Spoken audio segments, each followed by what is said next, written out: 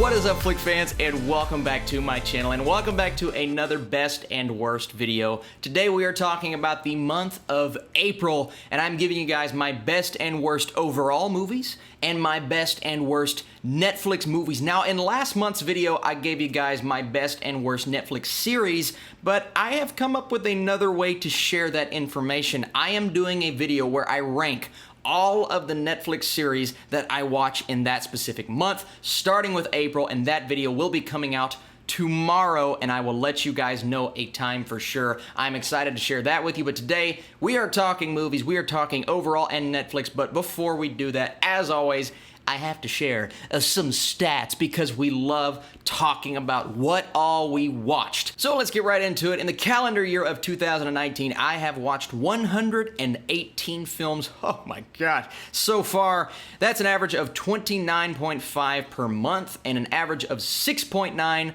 per week. Here's a giant list of all of the movies that I have watched. This includes rewatches of films from last year. Of course, I went back and watched a lot of the movies in the MCU. And by the way, for every movie that I watch, whether it's a new movie or an old movie, I always do a review on Letterboxd. So I encourage you guys to get down in the description, find that link, and download that app. It is such a cool site, and they are not promoting this video. I am just always writing reviews on there. And I love doing my videos, but sometimes you just have to write stuff down, hash out your thoughts that way, and I really enjoy that. So those are all of the movies, but what about the movies that I watched that were brand new in the month of April? So out of the 25 movies I watched in April, that's right, only 25. I tried to get to 30, but life happens, man. Of those 25, 16 are new releases. So we have 16 movies to work with. Which one was the best? Which one was the worst? Let's start in the category of Netflix, and my least favorite movie on Netflix was The Silence. That's right. Movie that was very similar to A Quiet Place and Bird Box. And I know, there was a novel that came out before those two movies dropped, but you can't help but make those comparisons, and The Silence just did not execute on really anything that it tried to capitalize on. I really like the cast. I think Stanley Tucci is fantastic. And look, it's Sabrina. She was good, but for what she had to work with, there wasn't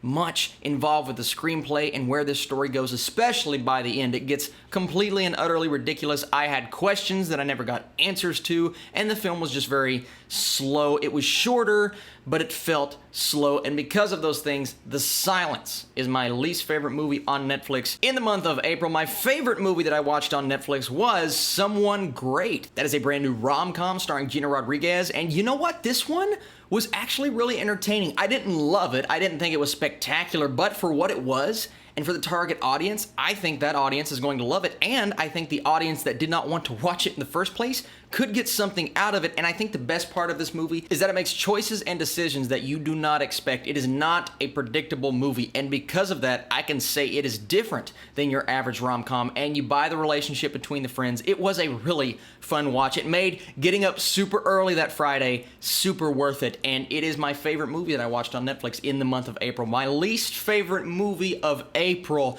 and right now, I think one of the worst movies of the year, that is Hellboy. I just did not like Hellboy at all. I actually hated Hellboy. I thought this movie was awful. Now, I know it has its fans. Trust me. I saw the comment section. Some people had fun with David Harbour, and I get that. David Harbour is one of my favorite people in Hollywood. I love the guy, and some people enjoyed the direction of Neil Marshall, even though I thought that was the weakest part of the movie. And I was excited for the movie because of those two people, because I'm a fan of this character, of this actor, of this director. I did not love the trailers, but I thought the movie would exceed the marketing. I walked in with an open mind, and I walked out experiencing a movie that belonged in the early 2000s. And even then, compared to those movies, it's super corny, guys. This movie is so over the top, so ridiculous, and my big issue was the pacing and the way that it was edited. It was so choppy, so it just looks like they threw it all together and it came out as that, and they're just like, we're gonna put that in the theater. I now understand why they waited so long to lift the embargo. I now understand the lack of trailers closer to the release. Hellboy was an absolute mess in my opinion. If you enjoyed it, that's fine. That's the beauty of movies. But for me, it is the worst comic book movie I've seen in quite some time. I'm excited to see David Harbour in the new Black Widow movie, so that's cool. And speaking of Black Widow, you guys could have probably guess where I was going with this. Listen, there is no movie that has come out this year that has hit me or touched me or affected me or made me as emotional as Avengers Endgame. That is by far my favorite movie. Listen, I've talked about it enough this week. I don't really want to hit on it that hard again. I just encourage you guys, even if you're not caught up in the MCU, you will be slightly confused during parts, but I love the movie. I think it's fantastic. My spoiler review, my non-spoiler review, my ranking of all of the MCU movies, all of those things are on this channel right now. I implore you to see this film and to think about how difficult this was to put together, because this movie is so complicated and convoluted and somehow they made it work. I don't know how. I will never know how. The writers have more talent in their pinky than I do in my entire body, but I'm impressed. I love the film, one of my favorite comic book movies of all time. Some other movies that had the possibility of being number one before I saw that film.